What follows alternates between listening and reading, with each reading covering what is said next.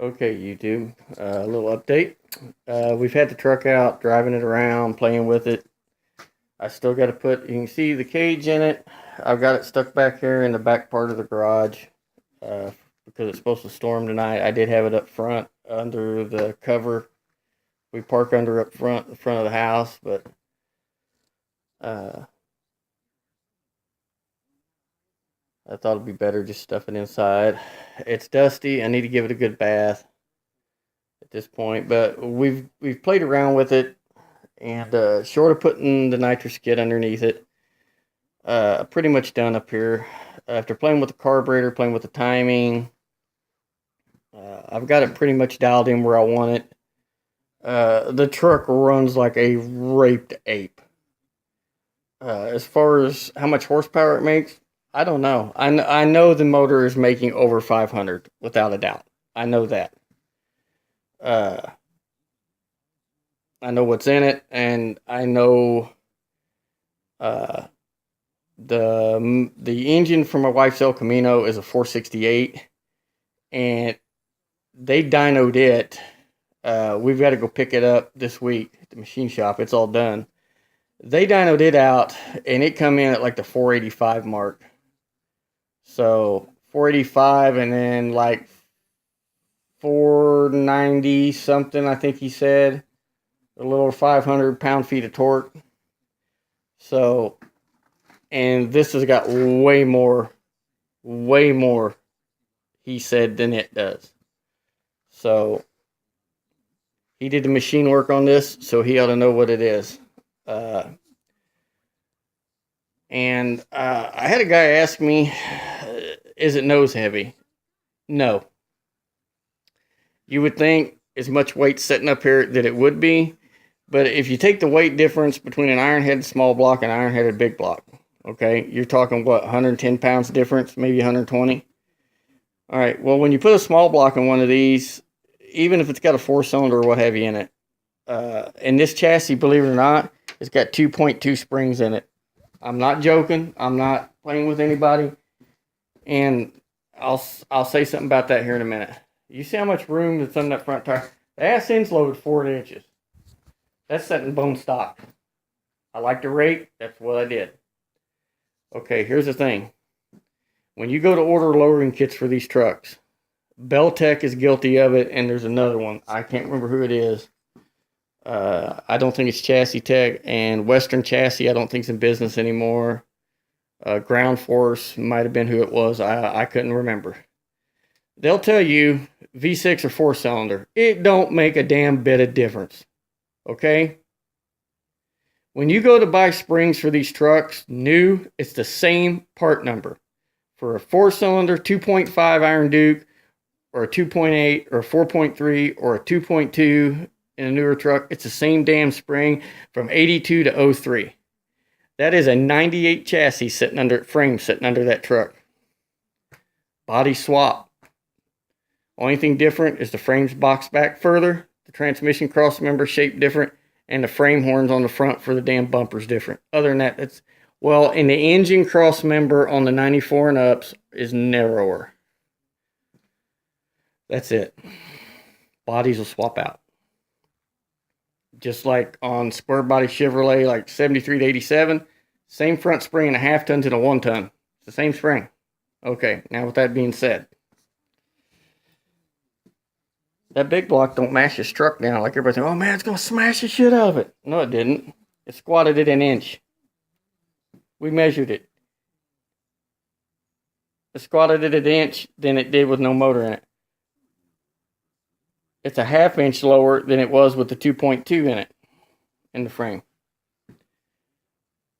And by the time you take a 4.3 out and all the bullshit on the front of it, anti-lock boxes and ECMs and all the fucking 900 pounds of wiring that's in one of these, round body, the newer ones, which this one was, and you lighten it up, aluminum radiator, the stainless hoses are lighter than the rubber ones, stainless headers are lighter than manifolds, aluminum valve covers, aluminum intake, and yeah, it's iron headed. But the truck is not nose heavy. Trust me. It's not nose heavy at all. Not at all. You need to drive the shit out of this thing.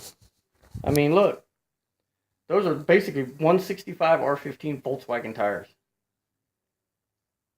And they're not squatted. They got 44 pounds of air in what they call for. That's it. On a 4-inch wide wheel. As I was saying, we took the truck out and we went out to an undisclosed location where people do that so-called street racing thing. And there was a lot of black stuff on both lanes. And we mixed up some gooey goo and put on the tires. First pass, kind of timid. Second pass, I got hard. Third pass, I just laid into it. It will pick the front end up. It picked the front end up for about 12 foot, and then the back U-joint let go. So we're going to go to a little bit something different, a little bit better. I'm going to go over town and get a drive shaft made for it. I'll probably go over tomorrow. We had to push it in back here because right now it has no drive shaft in it. And when it did the drive shaft thing, I also had to go in the back of the transmission and put a new seal in it because it bucked the seal up. So, yeah. But, yep. And a lot of people tell too, this is not a drag race truck. It's per se. It's not a street race truck. It's a hot rod. It's my toy. It's my stress reliever. And if I don't have it, I would probably hurt somebody. Or the wife would probably beat the shit out of me with a broom or something. The truck was built to be basically, what's the word I'm looking for? Not to show all of its true colors. Okay, a little misleading. There we go. Okay, a lot of stuff out here I kind of made look just plain Jane. Iron headed. The hose is a chrome water pump, which used to be plastic dipped, and it was chrome. It's a flow cooler, high flow. Hey, I had it. It was new. I used it. I thought about doing an electric, but you already got 40 amp draw, 40 amp draw, 40 amp draw. I don't know what the hell the ignition draws, and 140 amp alternator. So, I'm not. And for anybody, 140 amp Summit alternator kicks ass. Don't waste your money on a Power Master. That alternator kicks ass. It comes on, excites right off the get-go. And I mean, it'll charge your battery up in a heartbeat. It's got just a B&M shifter in it. Trans brake button is hid. I can't hide the nitro solenoids or nothing. Eventually it's going to get a 6-inch cowl hood, and I got a drop base for that air cleaner if it don't clear. But I just wanted it misleading. I had a friend of mine, we did the 8.8 swap on the rear end. He's like, dude, we ought to put a 4-lug under it, put some Mustang. I said, no, I ain't doing that shit. It's Chevrolet. I ain't putting no damn 4-lug wheels on it. But it's just an 8.8 Avalon Explorer, long side cut down, the short side axle in it. They work perfect under these trucks. And the cow track bars, the holes are big enough you don't have to hog them out for the bigger U-bolts. The only other thing I'm going to do to it is put 2 temperature gauges in it. I'm going to put one in each head so I can kind of see what side's leaning, what side's running rich, what side might be leaning out by kind of going off the water temperature. I know it sounds kind of funny, but it's just something I got taught and I just kind of stuck with it. But we get the bumper on, we get the cage in it sometime. Don't know. Having a lot of fun playing with it on the street. It's awesome doing block long burnouts through 3 gears in this thing. So, and that's all it does. Unless you're on a sticky surface or something, it's not going to rear up. It just blows the tires off of it till you decide to let out of it. So, or the slicks actually get hot enough they start to bite a little bit and it'll go. But that's it, man. That's the whole deal. I don't know. I just like those colors together. I love looking at the truck. Me and my son Matt he's worked his ass off on this thing. Man, he come out and taped the truck off. He helped me sand it and then wet sand it and clean it up and clean the frame, and he painted the frame and he helped me put the engine in, and you know, the kid's been awesome. And you know, probably someday it's gonna be his, you know. So but we're gonna build him one. He wants one. So we're gonna build one. Small block truck. Anyway, that's it. She's a sexy bitch. Like I tell everybody, my rattle can paint, although it was wet sanded and everything, prep work was good.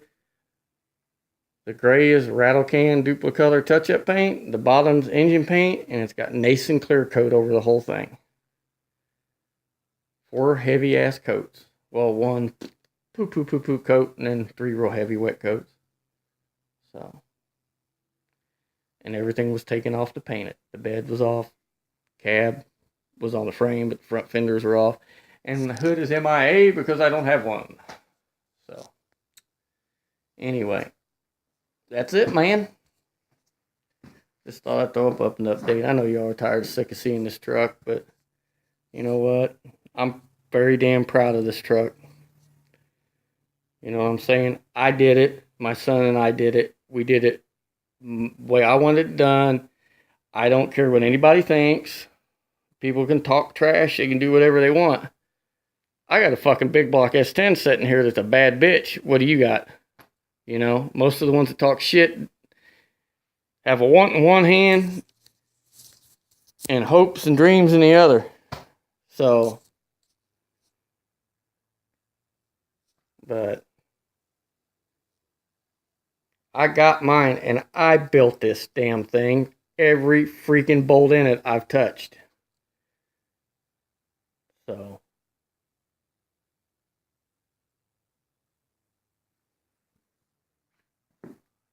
and there was more headache racking thinking to get that, figure out the headers. I tried headers, I looked at headers, I measured headers till I finally found some that'll work. So, and mine didn't cost an arm and a leg. They're eBay. That's the only eBay thing on that truck. So, that's it, man. Later on. Oh, yeah. I don't know if I said anything about getting that truck done. It's back. Yep, it's back. Yep. Put a brand new seals in it. The rubber come loose from the metal ring, and I had to pull the transmission completely back out of it because of a piece of shit national seal. And if I knew where it was at, I'd show you. But the rubber literally separated from the metal ring. And just come back and started pouring fluid. Thank God it didn't burn transmission up. But anyway. Later on, everyone.